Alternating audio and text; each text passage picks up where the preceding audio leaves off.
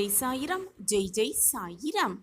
என் அன்பு குழந்தா, நாளை என்னை வரவேற்க தயாராக இரு. கண்களை திறந்து பார்.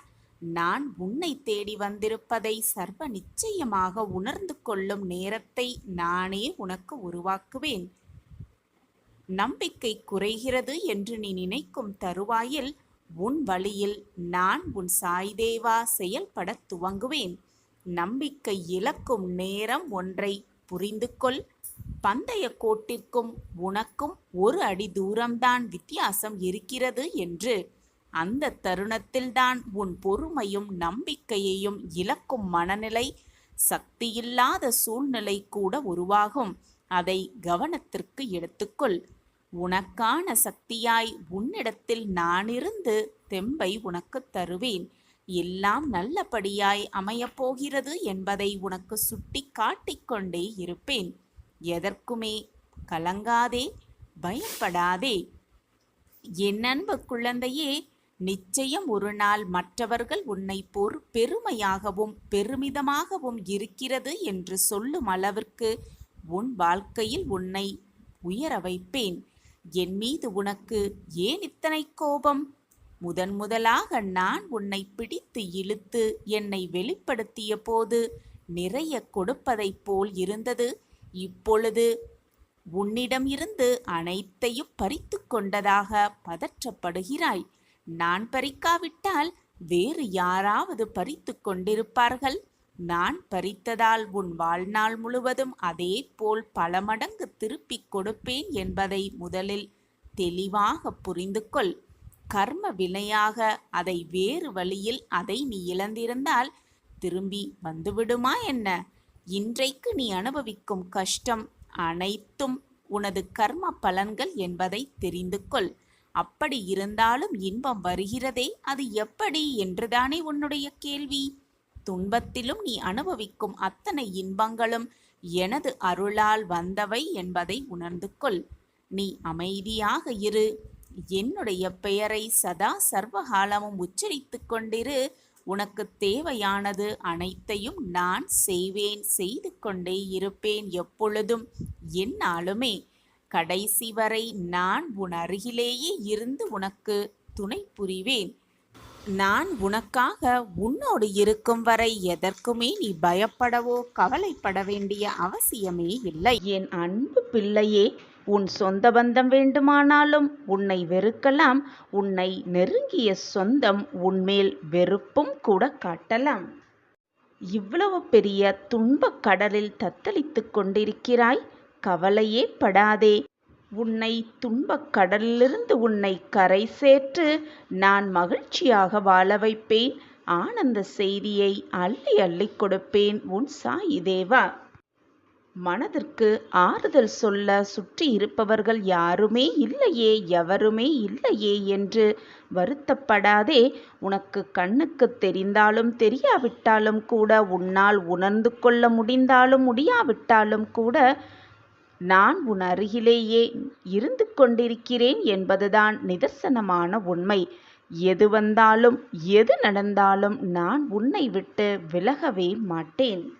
உன் மனவேதனையாக இருக்கும் சமயத்தில், மனப்போராட்டமாக இருக்கும் சமயத்தில் அமைதியாக உட்கார்ந்து என் கண்களை நன்றாக ஆழப்பார். என் கண்கள் உனக்கு நிச்சயமாக ஒரு பதிலை கொடுக்கும். உன் போராட்டங்களுக்கான தீர்வை என் கண்கள் கொடுக்கும்.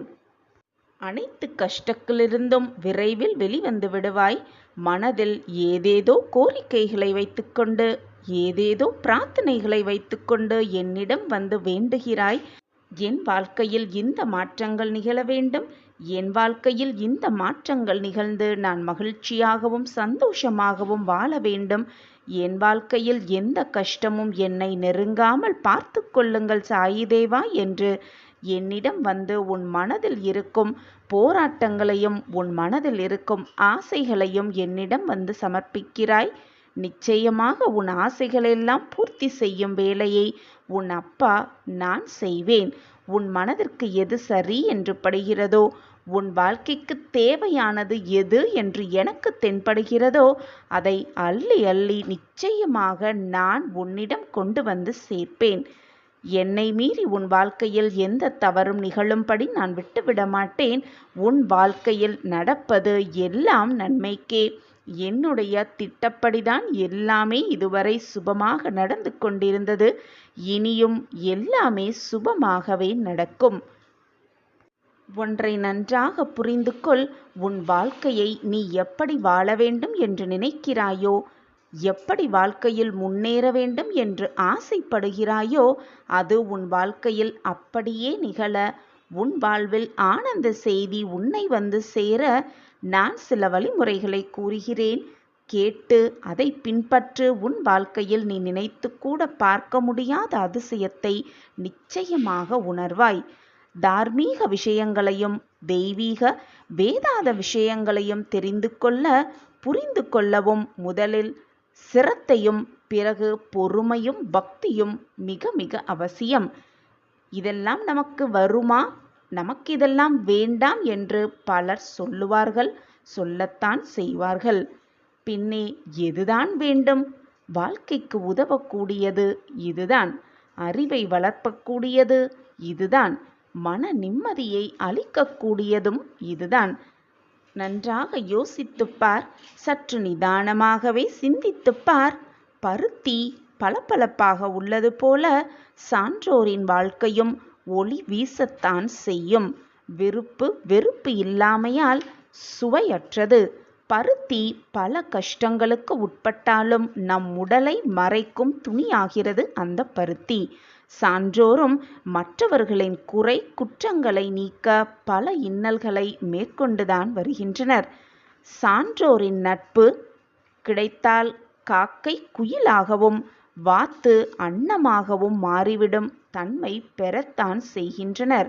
அதுபோல குறைகள் உள்ளவர்களும் சான்றோரின் நட்பால் உயர்வு பெறலாம், நிச்சயமாக உயர்வு பெறலாம். வேடரான வால்மீகி நாரதரின் தொடர்பால் ராமநாம உபதேசம் பெற்று முனிவனானார் என்பது அனைவருக்குமே தெரியும். ஒரு வேலைக்காரரின் புதல்வராக இருந்த நாரதர் மகான்களின் சேர்க்கையால் ஞானம் பெற்று அடுத்த பிறவியில் பிரம்மாவின் புதல்வரானார். சத் சங்கத்தின் மூலமே இவர்களுக்கு உயர்வு ஏற்பட்டது என்பதுதான் உண்மையிலும் உண்மை.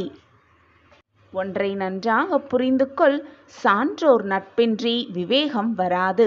விவேகம் இல்லாமல் பக்தி வராது. பக்தி இல்லாமல் ஆண்டவனின் முழு அருள் கிடைக்காது.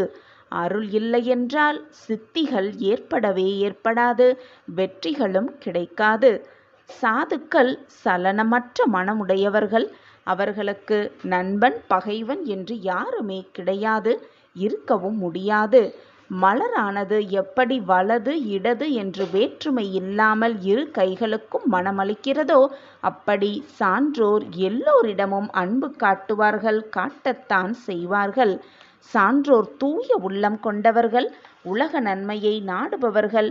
உலக நன்மைக்கு எதிராக அவர்கள் எதையும் விரும்ப மாட்டார்கள். உலகம் நலமாக இருக்க வேண்டும் என்பதே அவர்கள் விரும்புவார்கள். நாமெல்லாம் எப்படி வேணாலும் இருந்துவிட்டு போகலாம். ஆனால் சான்றோர்கள், குருமார்கள், சாதுக்களின் நட்பு கிடைத்தால் நம் வாழ்க்கையும் நிச்சயமாக மாற்றம் காணலாம். நம் வாழ்க்கையிலும் அந்த மாற்றத்தை பெற்று நம் வாழ்விலும் பல ஏற்றங்கள் மாற்றங்களை அனுபவிக்கலாம். உனக்கு நன்மை அளிக்கக்கூடிய விஷயங்களை மட்டுமே நான் பார்த்து பார்த்து செய்வேன். உனக்கு தேவையில்லாத விஷயங்கள் உன் வாழ்வில் நடக்காது, நடக்கவும் முடியாது. உன் வாழ்க்கைக்கு எது தேவையோ, உன் வாழ்க்கைக்கு எதை கொடுத்தால் நீ மகிழ்ச்சியாகவும் ஆனந்தமாகவும் இருப்பியோ, அதை நினைத்தே, அதை பார்த்து பார்த்தே நான் செய்து கொண்டிருக்கிறேன். என்னை குருவாக முழுவதுமாக ஏற்றுவிட்டு நான் கூறும் அறிவுரைகளையும் நான் கூறும் வழிமுறைகளையும் கேட்டு உன் வாழ்க்கையில் பின்பற்று. அதன்படியே உன் வாழ்க்கையை வாழ துவங்கு. நீ நினைப்பதற்கு மேலாக பல அதிசயங்களையும் பல அற்புதங்களையும் நான் உன் வாழ்க்கையில் நிகழ்த்து காட்டுவேன். முடியவே முடியாது, கிடைக்கவே கிடைக்காது என்று நினைத்த விஷயங்களை நான் ஒரு நொடி பொழுதில் மாற்றி காட்டுவேன். மாற்றி காட்டும் வல்லமை என்னிடம் உள்ளது. என்னை சர்வசாதாரணமாக நினைத்து விடாதே.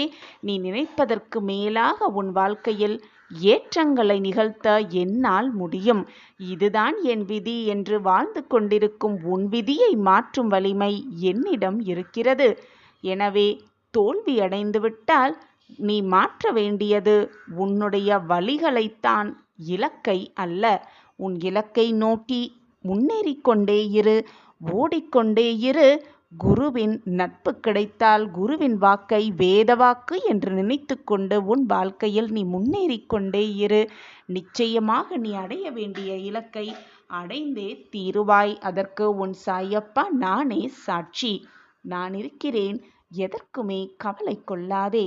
சாயப்பா இருக்க உனக்கு ஏன் மனக்கவலை? நீ சாயியின் பிள்ளை, என்னுடைய பொக்கிஷமான பிள்ளை.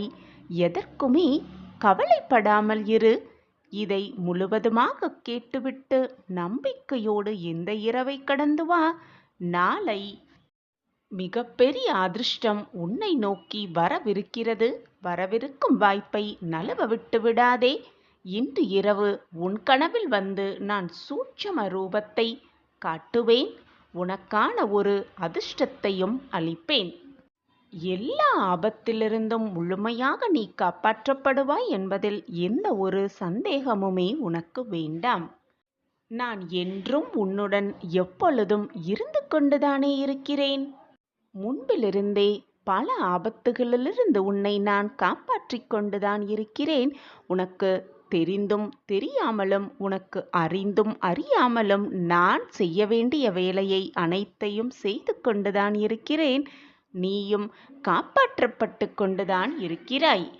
இப்பொழுது உன் வாழ்க்கையில் நடந்து கொண்டிருப்பது மிக பெரிய விஷயமாக இருக்குவதில்லை. அதை நினைத்து நீ இவ்வளவு பயப்பட வேண்டிய அவசியமும் இல்லை. உனக்கு மிகப்பெரிய சோதனை வந்திருக்கிறது என்றால் உனக்கு வந்திருப்பது எவ்வளவு பெரிய சோதனை என்று கடவுளிடம் வந்து முறையிடாதே, சொல்லாதே. இவ்வளவு பெரிய சிக்கலில் நான் மாட்டிக்கொண்டிருக்கிறேன், என் வாழ்க்கையில் இவ்வளவு பெரிய சோதனையில் நான் சிக்கி தவித்து கொண்டிருக்கிறேனே, நான் என்ன செய்வது இறைவா என்று கடவுளிடம் சொல்லாதே. உனக்கு துணையாக இருப்பவர் எவ்வளவு பெரிய கடவுள் என்று அந்த சோதனையிடம் நின்று சொல். அந்த சோதனையே வந்த வழி தெரியாமல் போய்விடும், உன்னை விட்டு விலகிவிடும்.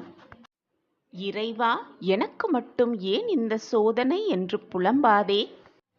மரத்திற்கு இலையுதிர் காலத்தை வைத்த இறைவனுக்கு, வசந்த காலத்தை வைத்தும் இறைவனுக்கு நம்மையும் நிரந்தர துன்பத்தில் வைத்திருக்கலாம் என்று எண்ணுவாரா?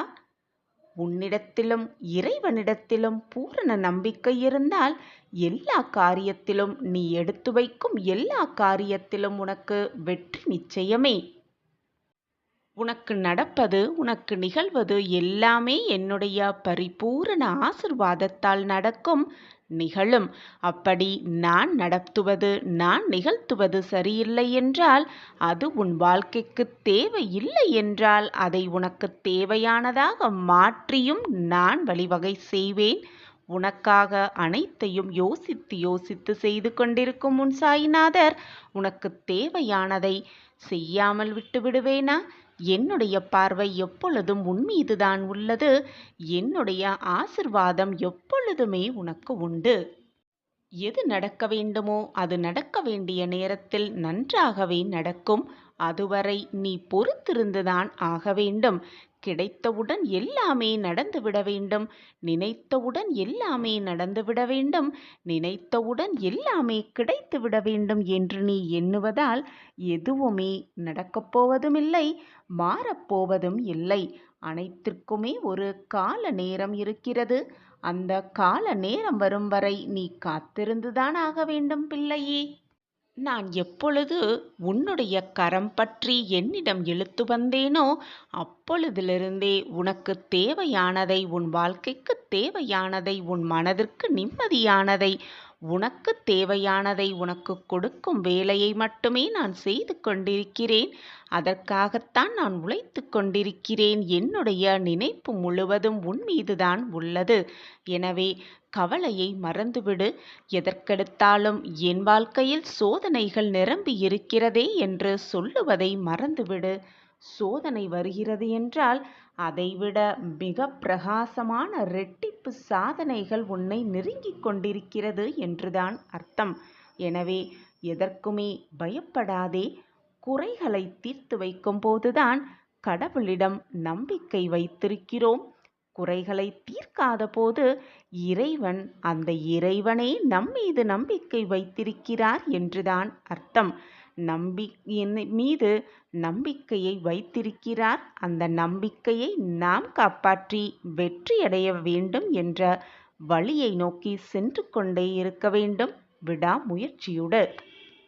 உனக்கு என்ன தேவையோ அதை உன்னிடம் வந்து கொடுப்பது என்னுடைய கடமை. ஆனால் அந்த கடமை நிறைவேறுவதற்கு சற்று கால தாமதமாகலாம். அதுவரை நீ பொறுமையோடு நம்பிக்கையோடு காத்திருக்கத்தான் வேண்டும் பிள்ளையே. காத்திருந்துதான் ஆக வேண்டும். இதுதான் வாழ்க்கை. நீ கேட்டதை கேட்டபடி கேட்டவுடனேயே கொடுப்பதற்கு என்னால் முடியும்தான். ஆனால் அதிலுள்ள நல்லது என்ன, தீயது என்ன, உனக்கு கெடுத்தால் அதில் நன்மை என்ன, தீமை என்ன என்பதை அறிந்துதான் நான் கொடுத்து கொண்டிருக்கிறேன். நீ எப்படி இருந்தாலும் சரி, எந்த நிலைமையில் இருந்தாலும் சரி, எவ்வளவு உனக்கான வாய்ப்பு மீதம் இருக்கிறது, இன்னும் இருக்கிறது. உனக்கான வாழ்க்கை காத்து கொண்டிருக்கிறது. உனக்கான மிகப்பெரிய வாய்ப்பு காத்து கொண்டிருக்கிறது. நீ மனது வைத்தால் போதும், உனக்குள் இருக்கும் எல்லாவற்றையும்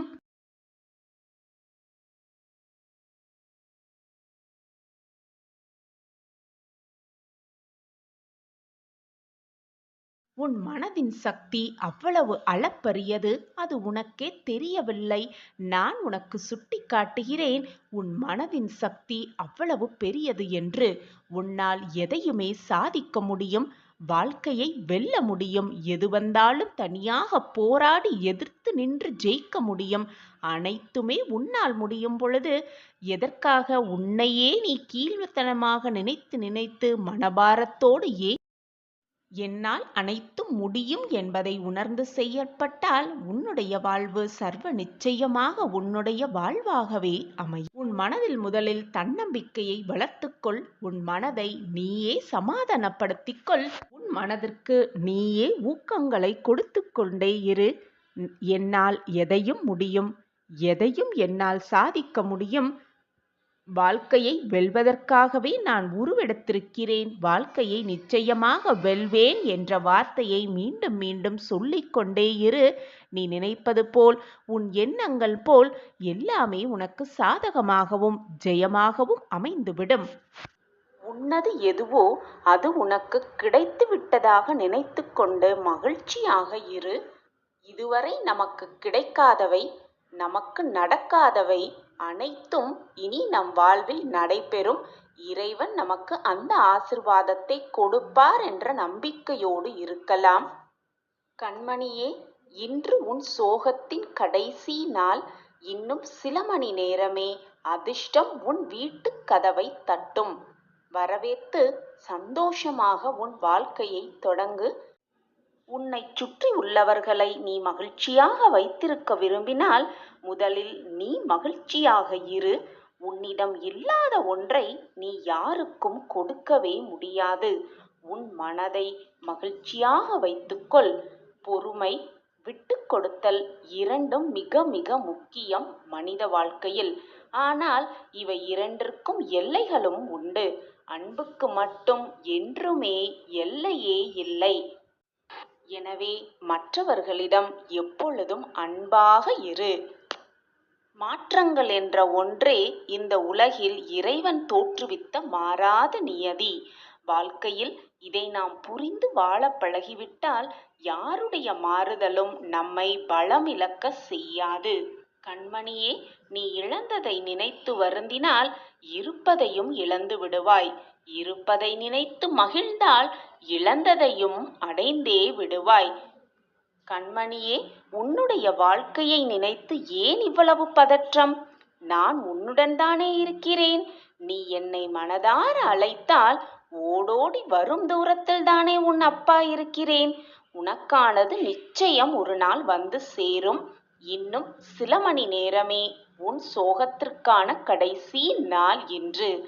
முதலில் உன்னையே நீ நேசிக்கப் பழகு. உன் அப்பா சொல்லும் வார்த்தைகளை பின்பற்றிப் பார். உன் வாழ்வில் நல்ல நல்ல திருப்பங்களும் மாற்றங்களும் நிகழ்வதை நீ கண்கூடாகக் காண்பாய், ரசிப்பாய். என்னுடைய வாக்கு நிச்சயமாக நீ உச்சத்தை அடைவாய். என் வாக்கு என்றுமே பொய்யாகாது. என்னை நம்பியவர்களை நான் விட்டுக் கொடுத்ததும் இல்லை. என்னை விட்டு அவர்களை செல்லும்படி அறிவுறுத்தியதும் இல்லை. அவர்களை விட்டு நான் சென்றதும் இல்லை. எல்லாம் இனி உனக்கு சாதகமாகவே அமையப் போகிறது. நல்ல நல்ல திருப்பங்கள் உன் வாழ்வில் நிகழப் போகிறது. நீ நினைப்பதெல்லாம் நடக்கப் போகிறது. இது உனக்கான ஆறுதல் வார்த்தை இல்லை என் குழந்தையே, சர்வ நிச்சயமாக பலிக்கப் போகும் வார்த்தைகளே. விரைவில் உன் சோகத்திற்கு ஒரு முடிவு வரும். விடியலில் உனக்கான நிச்சயமான சந்தோஷம் காத்து கொண்டிருக்கிறது. உன் வாழ்வின் திருப்பு முனையை நழுவ விடாதே. உனக்காக இன்ப அதிர்ச்சி பல காத்து கொண்டுதான் இருக்கிறது. உன்னையே நீ மாற்றிக்கொள். பின் உன் வாழ்க்கையை நீ சுலபமாக மாற்றிக்கொள்ளலாம். இனி உன் வாழ்வில் என்னுடைய ஆட்டம் துவங்கப் போகிறது.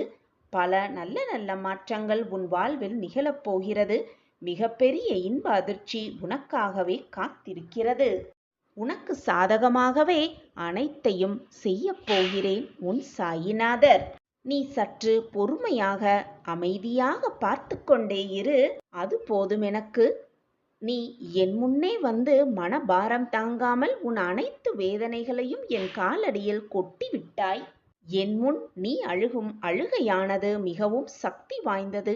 உன் கண்ணீர் துளிகளை நான் உணர்ந்தேன். அந்த துளி என் பாதத்தில் கசிந்தது. என்னால் அதன் வேதனையை உணர்ந்து கொள்ள முடிகிறது. உன் கண்ணீரை துடைக்கும் வேலையையும் நான் செய்வேன். அந்த கண்ணீருக்கு பின்னால் இருக்கும் வேதனைகளையும் நான் துடைப்பேன்.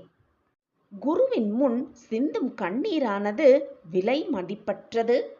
அதற்கான தீர்ப்பு, அதற்கான பதில் நிச்சயமாக அது தரும். குரு அதை தருவார், நிறைவேற்றி வைப்பார். குழந்தையே, உனக்கு எதிராக சதி செய்பவர்களை எப்பொழுதும் கோபித்துக் கொள்ளாதே. அவர்களை பழிக்கு பழி வாங்க வேண்டும் என்று துடிக்காதே. அனைத்தையும் நான் பார்த்து கொள்கிறேன். ஆனாலும் ஏதாவது துன்பம் நேர்ந்து விட்டாலோ, சோதனை நேர்ந்து விட்டாலோ, இதுதான் என் வாழ்க்கை, இப்படிதான் ஆகப் போகிறது, என் விதி முடியப் போகிறது இப்படியே என்று வெறுமனே யோசித்து உன் மனதை அப்படியே நிறுத்திவிடாதே. உன் வாழ்க்கை ஜெயிப்பதற்கான வழியை ஆராய்ந்து கொண்டே இரு. அதன்படி உன் வழியில் சென்று கொண்டே இரு. தீர்க்கமான சிந்தனையோடு இரு. நம்பிக்கை வார்த்தைகளை மட்டுமே பேசு. தன்னம்பிக்கை, நல்ல எண்ணங்கள் உடைய சொற்களை மட்டுமே உன் மனதில் சொல்லிக்கொண்டே இரு. உனக்கான தைரியத்தை நான் உனக்கு உருவாக்குவேன். நிச்சயமாக உருவாக்குவேன். இது உன் சாயப்பாவின் கட்டளை, வாக்கு, சத்தியம். எப்படி வேணாலும் எடுத்துக்கொள். ஆனால் நடப்பது நடந்தே தீரும்.